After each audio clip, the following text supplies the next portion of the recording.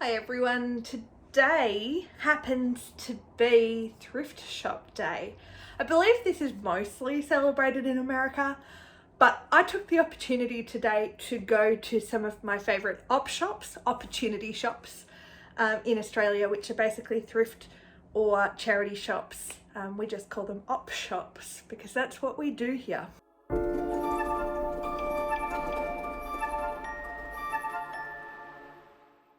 Today I'm going to share with you 5 books that I've picked up at different op shops, charity shops, thrift shops around the world. I think I've got mostly books that I've picked up here in Australia, and at least one of them, if not 2 of them, came from overseas. Now the first book is a book, I actually own 2 copies of this now, but there was reason behind that. When I saw this it was my local Vinnie store, I realised that this is one of the books that I talk about often with people and I recommend to people, and I've regularly loaned it to people, and often when I want a copy I don't have it sitting on my shelf. So I've picked up Quiet by Susan Cain, and this one is now going to be my official loanable copy while my copy gets to sit on the shelf, so that when I do want to read it, because I do go back to it very often, I get to look at it again. So I picked up Quiet, and I bought this, as I said, at Vinnie's for $2, which was a bargain. Now the second book that I'm going to share is the first volume in a book that I absolutely adore. I have to say I didn't find this one. My dad found it for me and he bought it, and I'm hoping at some point I'll be able to find other copies. It's not a first edition. That wasn't to be. I wish that it was. But it is a 1973 edition of this book. Like, you can't even tell what book it is, or can you? It's The Fellowship of the Ring by Tolkien. It's a beautiful book. I love it when you can see here it's got an inscription from its previous owner, but it's just absolutely beautiful, and it's actually really readable as well. I don't like reading Lord of the Rings in one book. I do have a newer copy of it all in one, and it's just not easy to read, but this is a much easier book to read. And what I really like about this edition is at the back it actually has a map that's folded up, and I just think that that is absolutely fantastic. I adore it. So this is one of my favorite books that I got in an op shop, or someone found for me. Now the next book is another book that, it's a classic. I picked it up for $4, and I believe I picked this up while I was on holiday somewhere. This again is a 70s edition, so this is from 1975. Again, you cannot necessarily tell. Oh, it's got a little bit of damage on it, but you cannot necessarily tell what book it is just by looking. But if you look at it, it is, I had to check that, it's Northanger Abbey, and by Jane Austen, and it's just a really lovely edition. I like the cover. I like the little cover page. It has no images in it. Some of my other Jane Austen editions have little sketchings and different things in it. This is pretty much just the text, but I just think it's a really lovely book, and for $4 I thought that was a pretty good bargain. Now the next book is it's another beautiful hardcover. This particular edition is a 1991 edition of the book, and in all honesty it's just a pretty book. So it is Alice Through the Looking Glass. Beautiful images there. You can see you got the same thing on the front and the back with the glare. Beautiful book. All through, I absolutely love this. It's full of the original images. I think they're the original images or older images. And then it also has some 8, I think there are 8 beautiful colour pages as well. and that's just pretty amazing. See, it's really worth going into your local op shop or thrift shop or charity shop and just see. I pop in all the time, as often as I can, just to the ones nearby, and I see what they have, because you never know what you might find. And the last one that I have to share today, I know I picked up in Boston when I was visiting Boston, and I happened to just wander into a shop and I found this. It speaks more to one of my interests in history than it does to my interests in novels, and I just think that this was a pretty cool find. I haven't read the whole thing. I've read some of it. The previous owner, according to the inscription, lived in Vermont, which again is just pretty cool. But this book is about Cleopatra.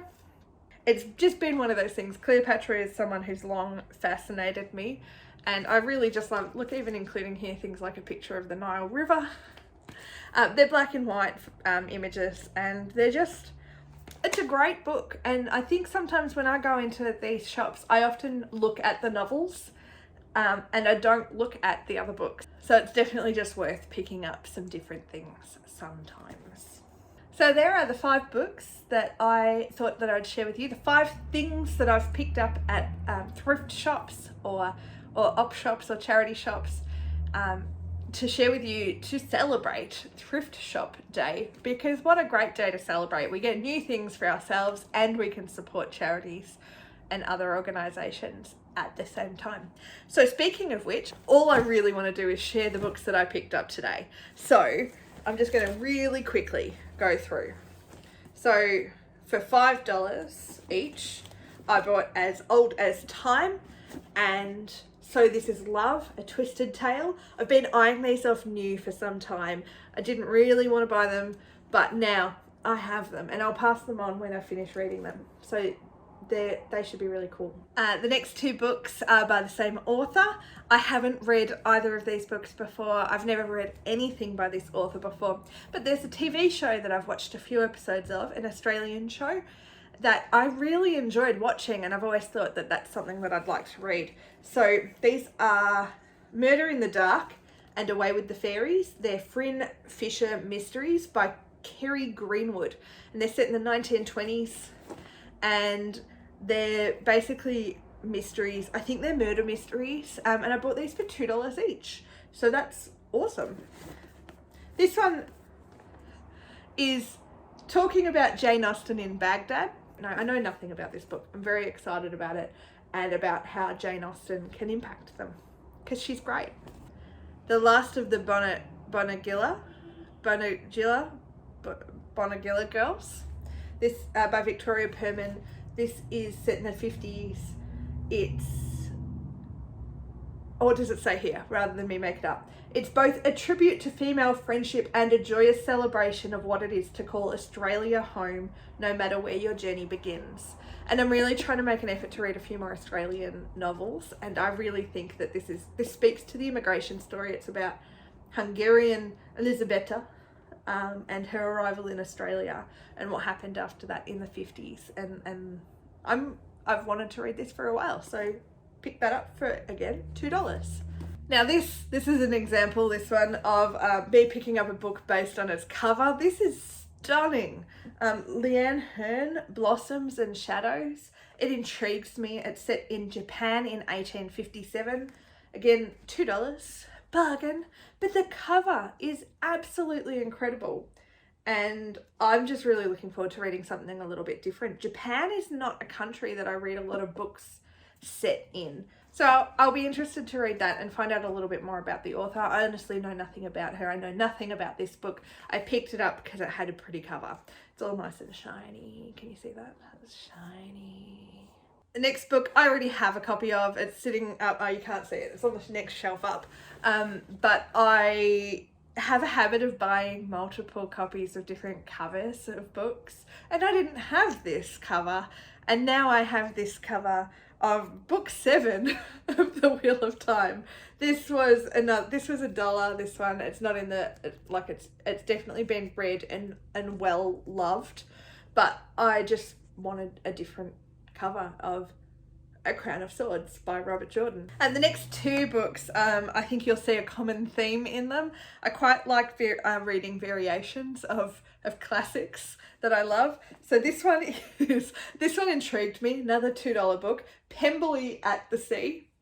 And it's literally Pride and Prejudice in a modern interpretation by the seaside. So that sounds fun. And the other one is The Women of Pemberley.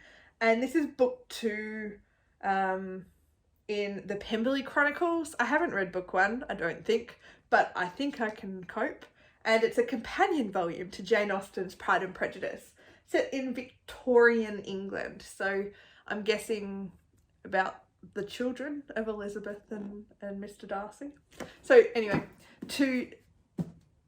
I've got a few Jane Austen-ish books, don't I? And then this is called What Happens in London by Julia Quinn. I love Bridgertons. I read the Bridgerton books a couple of years back now, loving the TV series, and this is one that I have not read. I've read some of her other romance books.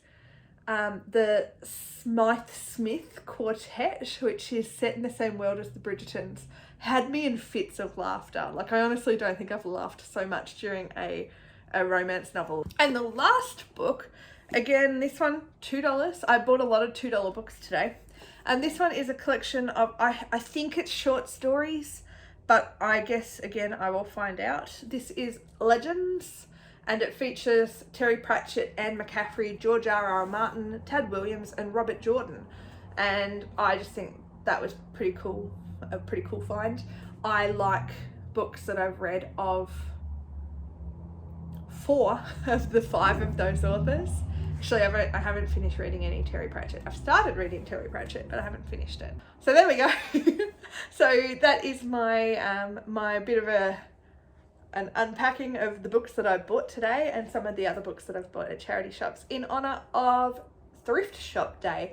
So if you haven't already this week, head down to your local thrift shop and support them and get yourself some new books, because I'm really excited about adding these to my bookshelves and my piles of books, and hopefully I'll get to read some of them sooner rather than later.